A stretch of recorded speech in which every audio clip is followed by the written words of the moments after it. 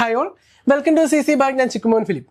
അപ്പോൾ നമ്മൾ CSEBയുടെ എക്സാം നമുക്ക് വന്നുകൊണ്ടിരിക്കുന്നു. ജൂലൈ 11 നമുക്ക് എക്സാം സ്റ്റാർട്ട് ചെയ്യുകയാണ്. അപ്പോൾ നമ്മൾ ഇന്നത്തെ ക്ലാസ്സിൽ എത്തിയിരിക്കുന്നത് ഏറ്റവും കൂടുതൽ തവണ CSEB ആവർത്തിച്ച് ചോദിച്ച ചോദ്യങ്ങൾ ഏതൊക്കെയാണ്. അപ്പം നമുക്കറിയാം എപ്പോഴും ക്വസ്റ്റ്യൻസ് കണക്ട് ചെയ്ത് തന്നെയാണ് ചോദ്യങ്ങൾ വന്നുകൊണ്ടിരിക്കുന്നത്. ഇപ്പം നമ്മൾ നോക്കുന്നത് ഏറ്റവും റിപ്പീറ്റഡ് ആയിട്ട് വന്ന കോർപ്പറേഷനിലെ കുറച്ച് ചോദ്യങ്ങളും അതുപോലെ ലോയിലെ 1-2 ചോദ്യങ്ങളുമാണ് നമ്മൾ നോക്കുന്നത്. അപ്പോൾ നമുക്ക് ഡീറ്റെയിൽ ആയിട്ട് നോക്കാം. ആദ്യത്തെ ചോദ്യത്തിലേക്ക് പോകാം. The committee which drafted the first cooperative societies act in India was headed by. എന്താണ് നമുക്ക് ഏറ്റവും ബേസ് ആയിട്ട് നമ്മൾ അറിഞ്ഞിരിക്കേണ്ട ഒരു ചോദ്യമാണ് അല്ലേ. എന്താണ് നമ്മൾ ഇന്ത്യയിലെ ആദ്യത്തെ കോപ്പറേറ്റീവ് ലെജിസ്ലേഷൻ എന്ന് പറയുന്നത് ഏതാണ്? നമുക്ക് എല്ലാവർക്കും അറിയാവുന്നത് പോലെ തന്നെ 1904 ആക്ട് ആണ് അല്ലെ. 1904 ആക്ട് ആണ്.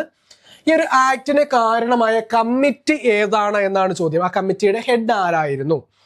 Option A sir Frederick Nicholson, option B H Dupernex, option C Edward Law, option D DG Karve.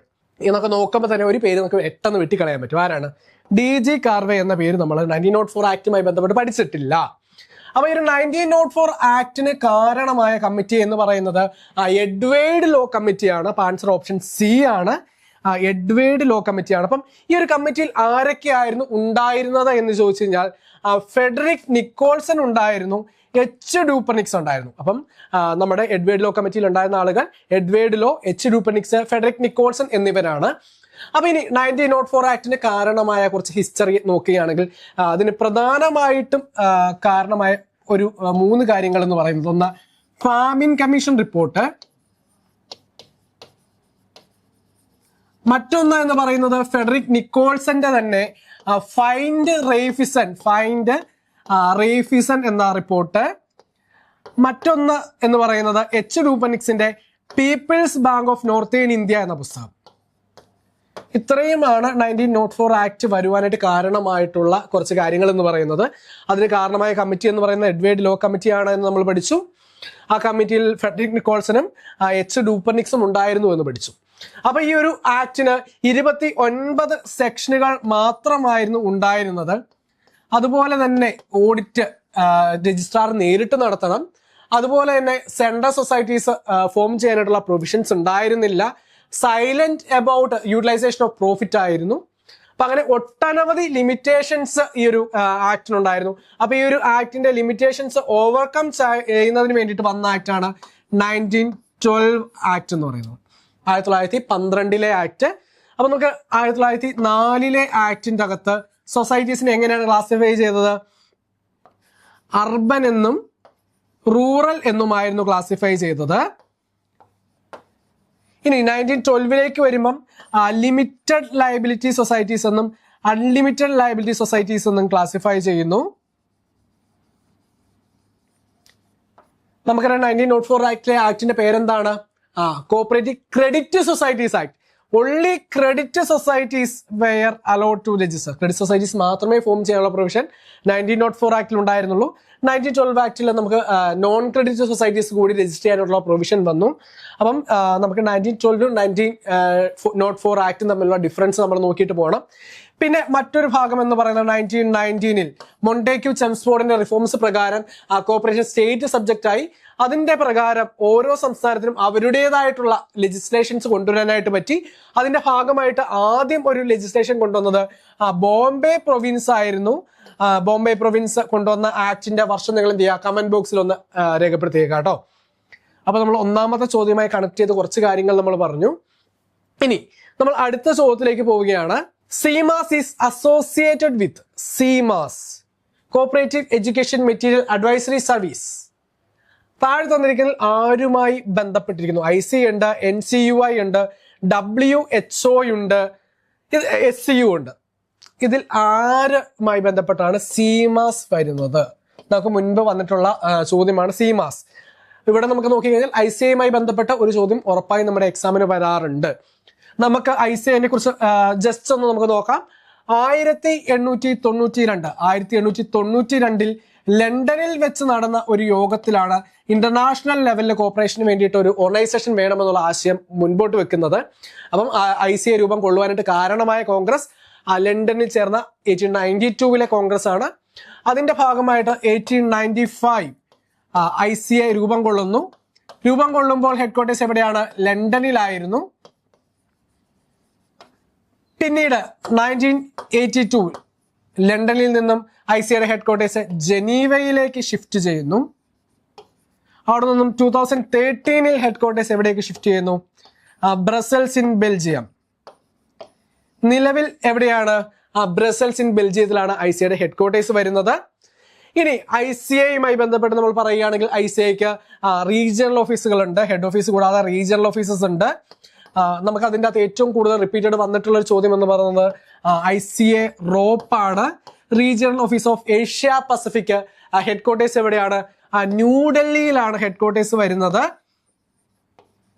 അതിന്റെ ഹെഡ്ക്വാർട്ടേഴ്സിന്റെ പേര് എന്ന് പറയുന്നത് എന്താണ്? ബോഡോ ഹൗസ് എന്നാണ്. അത് സ്വീഡിഷ് കോപ്പറേറ്റീവ്സിന്റെ ഹെൽപ്പോട് കൂടിയാണ് നമ്മൾ പണി കഴിപ്പിച്ചിരിക്കുന്നത്. ഇനി ICAയുമായി ബന്ധപ്പെട്ട മറ്റു കാര്യങ്ങൾ പറയുകയാണെങ്കിൽ ICAയുടെ official languages English, French, German, Russian, Spanish എന്നിവയാണ്. പിന്നെ ICAയ്ക്ക് എന്താണ് തീമാറ്റിക് കമ്മിറ്റികൾ എത്രണ്ണം ഉണ്ട് എന്ന് ചോദിച്ചു കഴിഞ്ഞാൽ 5 തീമാറ്റിക് കമ്മിറ്റികൾ ഉണ്ട്. അതുകൂടാതെ സെക്ടറൽ ഓർഗനൈസേഷൻസ് ഉണ്ട്. അപ്പം സീമാസ് എന്നത് എന്തുമായി ബന്ധപ്പെട്ടിരിക്കുന്നു? ICA ഇന്റർനാഷണൽ കോപ്പറേറ്റീവ് അലയൻസുമായി ബന്ധപ്പെട്ടിരിക്കുന്നു.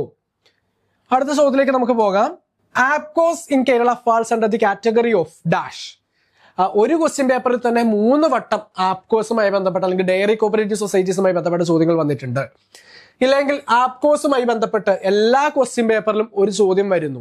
ഈ ഒരു ചോദ്യം തന്നെ ഒന്നിലധികം വട്ടം നമുക്ക് റിപ്പീറ്റഡ് ആയിട്ട് വന്നിട്ടുള്ള ചോദ്യമാണ് അല്ലേ? ഓപ്ഷൻ എ 2 ടയർ ഉണ്ട്, ഓപ്ഷൻ ബി യൂണിറ്ററി ടൈപ്പ് ഉണ്ട്, മിക്സഡ് ടൈപ്പ് ഉണ്ട്, 3 ടയർ ഉണ്ട്. എല്ലാവർക്കും അറിയാമെങ്കിലും ഒന്നുകൂടി പറയുകയാണ്, ആപ്കോസ് എന്ന് പറയുന്നത് കേരളത്തിൽ എത്ര ടയറാണ്? നമ്മൾ 3 ടയർ ആയിട്ടാണ് നമ്മൾ പഠിച്ചിരിക്കുന്നത്. വില്ലേജ് ലെവലിലെ പ്രൈമറി സൊസൈറ്റീസ് ഉണ്ട്. അതിന് മുകളിൽ എന്തുണ്ട്? Regional milk producers union RCMBUs ഉണ്ട്. അതിന് മുകളിൽ KCMMF മിൽമ ഉണ്ട്. മിൽമയെ നമ്മൾ എങ്ങനെയാണ് മിൽമ എന്ന് പറയുന്നത്?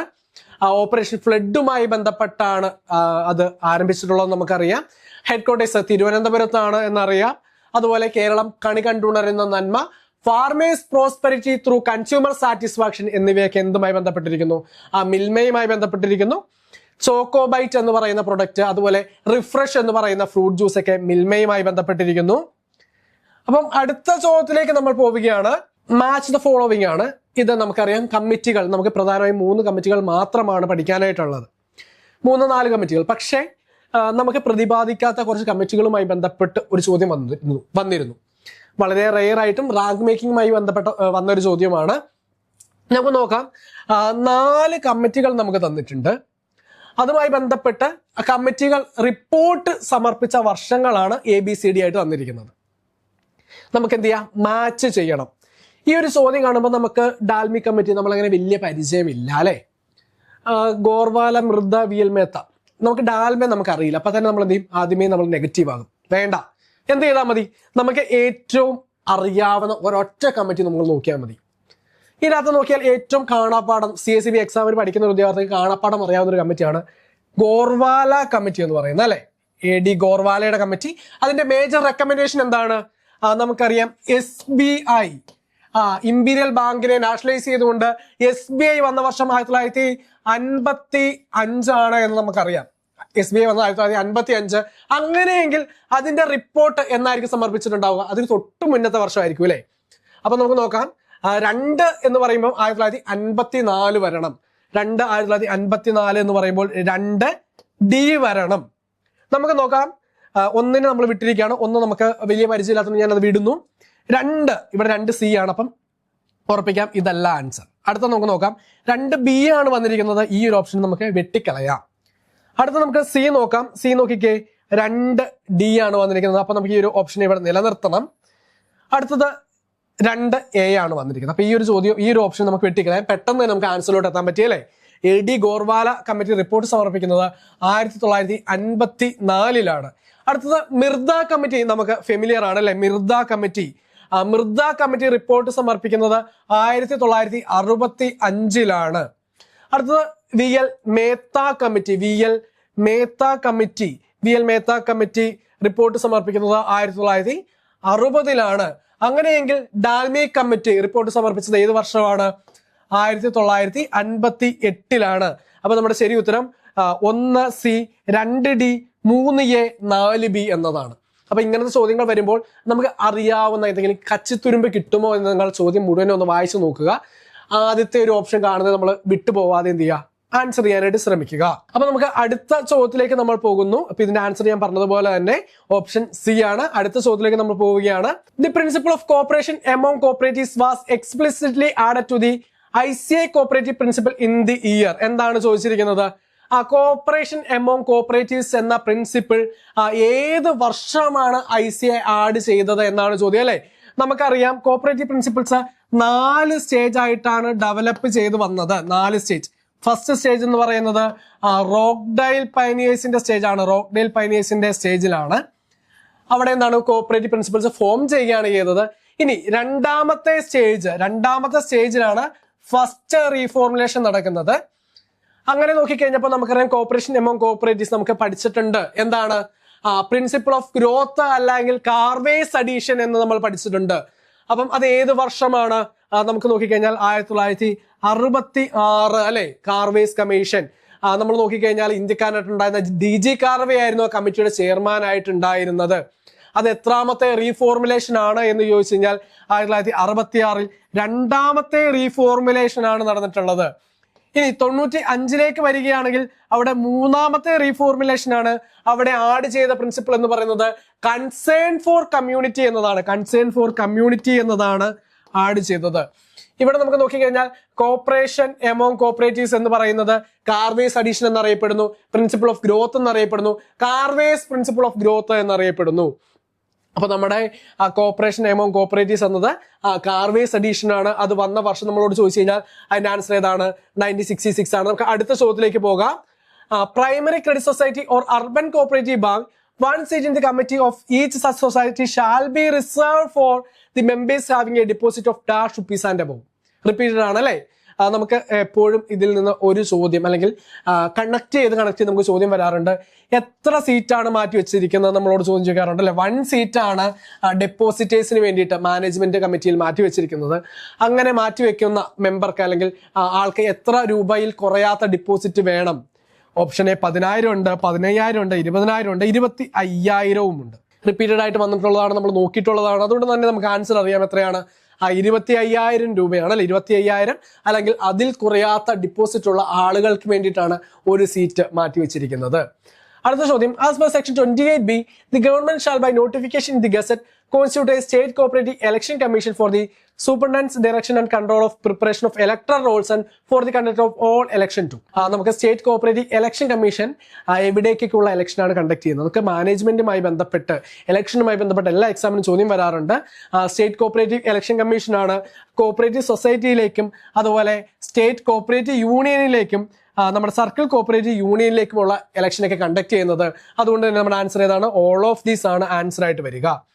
അപ്പൊ ഇങ്ങനെ റിപ്പീറ്റഡ് ആയിട്ട് വന്ന ചോദ്യങ്ങൾ വരുന്ന പരീക്ഷകളിൽ ഏതൊക്കെ ചോദ്യങ്ങൾ വരുമെന്ന് നിങ്ങൾക്ക് അറിയണ്ടേ? അങ്ങനെയെങ്കിൽ ഒരു ഡൗട്ടും കൂടാണ്ട് നിങ്ങൾ എന്ത് ചെയ്യുക, ഈ ഒരു നമ്പറിൽ കോൺടാക്ട് ചെയ്താൽ മതി. 8921440580. വേറൊന്നുമല്ല, നമ്മൾ പുതിയ എക്സാം ബാച്ച് സ്റ്റാർട്ട് ചെയ്യുകയാണ്. ഇതുപോലെ റിപ്പീറ്റഡ് ആയിട്ട് വന്നിരിക്കുന്ന ചോദ്യങ്ങൾ കൃത്യമായി മനസ്സിലാക്കിക്കൊണ്ട് ആ ചോദ്യങ്ങളിൽ നിന്ന് ഉൾക്കൊണ്ടുകൊണ്ട് അടുത്ത പരീക്ഷയ്ക്ക് ഏത് ചോദ്യങ്ങൾ വരും എന്ന് നിങ്ങൾക്ക് മനസ്സിലാകുന്നതിന് വേണ്ടിയിട്ടാണ് നമ്മുടെ ഒരു എക്സാം ബാച്ച് വരുന്നത്. അത് നമ്മൾ കൃത്യമായി PYQs അനലൈസ് ചെയ്തുകൊണ്ട് അതിന്റെ ക്വസ്റ്റ്യൻസ് നമ്മൾ ഡിസ്കസ് ചെയ്തുകൊണ്ട് നമ്മൾ വരുന്ന പരീക്ഷയിൽ കൂടുതൽ മാർക്ക് വാങ്ങി ആദ്യ റാങ്കിലേക്ക് എത്തും. അപ്പം നമ്മുടെ എല്ലാ ദിവസവും തന്നെ നമ്മുടെ ഒരു ബാച്ചിന് ലൈവ് ക്ലാസ്സുകൾ ഉണ്ടാവും. അതുപോലെ ഡെയിലി എക്സാം, മോഡൽ എക്സാം, അങ്ങനെ ഒട്ടനവധി ഫീച്ചേഴ്സ് ഉണ്ട്. അപ്പൊ കോഴ്സിനെ കുറിച്ച് കൂടുതൽ ഡീറ്റെയിൽസ് അറിയണമെങ്കിലും അഡ്മിഷന് വേണ്ടി 8921440580 എന്ന നമ്പറിൽ കോൺടാക്ട് ചെയ്താൽ മതി. അപ്പം അടുത്ത ചോദ്യം. The inquiry under this section shall be completed within A period of. Inquiry എത്ര നാൾക്കകം കംപ്ലീറ്റ് ചെയ്യണമെന്നാണ്? ഓപ്ഷൻ എ 60 days ഉണ്ട്, ഓപ്ഷൻ ബി 4 months ഉണ്ട്, ഓപ്ഷൻ സി 2 months ഉണ്ട്, ഓപ്ഷൻ ഡി 6 months ഉണ്ട്. ഇൻക്വയറി എത്ര നാൾക്കകം കംപ്ലീറ്റ് ചെയ്യണമെന്ന് ചോദിച്ചാൽ നമുക്കറിയാം 4 മാസത്തിനകമാണ് കംപ്ലീറ്റ് ചെയ്യേണ്ടത്. അപ്പോൾ ഈ ഒരു വീഡിയോ തീരുന്നതിന് മുൻപ് നിങ്ങൾ എന്ത് ചെയ്യുക, അടുത്ത ക്ലാസ് നിങ്ങൾക്ക് ഏത് ടോപ്പിക്കിൽ നിന്നുള്ളത് വേണം അല്ലെങ്കിൽ എന്ത് ക്ലാസ്സാണ് നിങ്ങൾക്ക് വേണ്ടതെന്ന് എന്ത് ചെയ്യുക, കമന്റ് ബോക്സിൽ ഒന്ന് രേഖപ്പെടുത്തുക. അപ്പോൾ അതിന്റെ ക്ലാസ്സുമായിട്ട് നമുക്ക് കാണാം കേട്ടോ. അപ്പോൾ നമുക്ക് അടുത്ത ഭാഗത്തേക്ക് നമ്മൾ പോകുന്നു. നമുക്കറിയാം നമ്മുടെ പുതിയ നോട്ടിഫിക്കേഷൻ നമ്മുടെ മുൻപിലുണ്ട്. ജൂൺ 30 ലാസ്റ്റ് ഡേറ്റ് അപ്ലൈ ചെയ്യാനായിട്ടുള്ളത്. അപ്പോൾ എല്ലാവരും തന്നെ അപ്ലൈ ചെയ്തിട്ടുണ്ട് എന്ന് കരുതുന്നു. അപ്പം ആ ഒരു പരീക്ഷ നമ്മൾ നവംബർ ഡിസംബർ മാസത്തേക്കാണ് എക്സ്പെക്ട് ചെയ്യുന്നത്. ആ ഒരു എക്സാമിന് നമുക്ക് തകർക്കണ്ടേ? അപ്പം നമ്മൾ തുടങ്ങിയിട്ടില്ല, പഠിക്കാൻ പോകുന്നതേ ഉള്ളൂ, അല്ലെങ്കിൽ ആ ഡിഗ്രി ഈ വർഷം കഴിഞ്ഞതേ ഉള്ളൂ. നിങ്ങൾ നിരാശപ്പെടേണ്ട, നിങ്ങൾക്ക് മുൻപിൽ 6 മാസത്തോളം സമയമുണ്ട്. ഇനിയുള്ള ദിവസങ്ങൾ കൊണ്ട് നിങ്ങൾക്ക് എന്ത് ചെയ്യാം, ആദ്യ റാങ്കിലേക്ക് എത്തുവാനായിട്ട് പറ്റും. അപ്പം നമ്മുടെ പുതിയ 6 മന്തിന്റെയും 3 മന്തിന്റെയും ബാച്ച് നമ്മൾ സ്റ്റാർട്ട് ചെയ്യുകയാണ്. അപ്പൊ നമ്മുടെ ഈ ഒരു ബാച്ചിനെ കുറിച്ച് കൂടുതൽ ഡീറ്റെയിൽസ് അറിയണമെങ്കിൽ എന്ത് ചെയ്താൽ മതി, 8921440580 എന്ന നമ്പർ നിങ്ങൾക്ക് കോൺടാക്ട് ചെയ്യാനായിട്ട് പറ്റും. അതുപോലെ തന്നെ സിലബസ് ഫുള്ളായിട്ട് കവർ ചെയ്യുന്ന ലൈവ് ക്ലാസ്സുകളും റെക്കോർഡ് ക്ലാസ്സും, ലൈവ് ക്ലാസ്സുകൾ ഉണ്ടാവും, റെക്കോർഡ് ക്ലാസ്സുകൾ നിങ്ങൾക്ക് ഉണ്ടാവും. ഇൻ കേസ് ലൈവ് മിസ്സായാൽ അതിന്റെ റെക്കോർഡർ നമ്മൾ പ്രൊവൈഡ് ചെയ്യുന്നതായിരിക്കും. സ്പെഷ്യൽ മെന്റർഷിപ്പ് പ്രോഗ്രാം ഉണ്ട്, അതിന് ഒട്ടനവധി ഫീച്ചേഴ്സ് നമ്മുടെ ഒരു ബാച്ചിലുണ്ട്. അപ്പം ഒട്ടും സമയങ്ങൾ അതെന്ത് ചെയ്യുക, കോൺടാക്ട് ചെയ്യുക. അതുപോലെ തന്നെ നമുക്ക് ഇംഗ്ലീഷ്, മാത്സ്, GK ടഫായ പോർഷൻസിന് കൂടുതൽ ഊന്നൽ നൽകുന്നതിന് വേണ്ടിയിട്ട് നമ്മൾ ഫ്രീ ആയിട്ടുള്ള ഡെയിലി കറണ്ട് അഫയേഴ്സ് നമ്മൾ അപ്ഡേറ്റ് ചെയ്യുന്നു. ഫ്രീ GK ക്വിസുകൾ നമ്മൾ നമ്മുടെ ആപ്പിൽ കണ്ടക്ട് ചെയ്യുന്നുണ്ട്, CC ലേണിംഗ് ആപ്പിൽ. അപ്പം നിങ്ങൾ എന്ത് ചെയ്യുക, ഇന്ന് തന്നെ പ്ലേ സ്റ്റോറിലും അതുപോലെ ആപ്പ് സ്റ്റോറിലും നമ്മുടെ CC ലേണിംഗ് ആപ്പ് അവൈലബിൾ ആണ്. നിങ്ങൾ ഇന്ന് തന്നെ ഡൗൺലോഡ് ചെയ്യുക, നിങ്ങളുടെ പഠനം ഇന്ന് തന്നെ ആരംഭിക്കുക. CSEB എക്സാം അല്ല, PSC ആയിക്കൊള്ളട്ടെ, ഏത് കോമ്പറ്റേറ്റീവ് എക്സാം ആയിക്കൊള്ളട്ടെ, ഒരൊറ്റ സൊല്യൂഷൻ ആണ് CC ലേണിംഗ് ആപ്പ്. അപ്പൊ സമയം കളയാതെ ഇന്ത്യ ഡൗൺലോഡ് ചെയ്യുക. അപ്പൊ നമുക്ക് നമ്മുടെ മറ്റൊരു ക്ലാസ്സുമായിട്ട് വീണ്ടും കാണാം. അപ്പൊ നമ്മുടെ ചാനൽ നിങ്ങൾ ആദ്യമായിട്ടാണ് കാണുന്നത്, നമ്മുടെ ചാനൽ സബ്സ്ക്രൈബ് ചെയ്തേക്കുക. അതുപോലെ ബെല്ലൈക്കൻ കൂടി എനേബിൾ ചെയ്തേക്കുക. നമ്മുടെ ഫ്രീ സ്റ്റഡി ഗ്രൂപ്പിന്റെ ലിങ്ക് കമന്റ് ബോക്സിൽ കൊടുത്തിരിക്കാം, നിങ്ങൾ അതിൽ കൂടി ജോയിൻ ചെയ്തേക്കുക. അപ്പൊ നമുക്ക് വീണ്ടും കണ്ടുവിട്ടുവരെ താങ്ക് യു.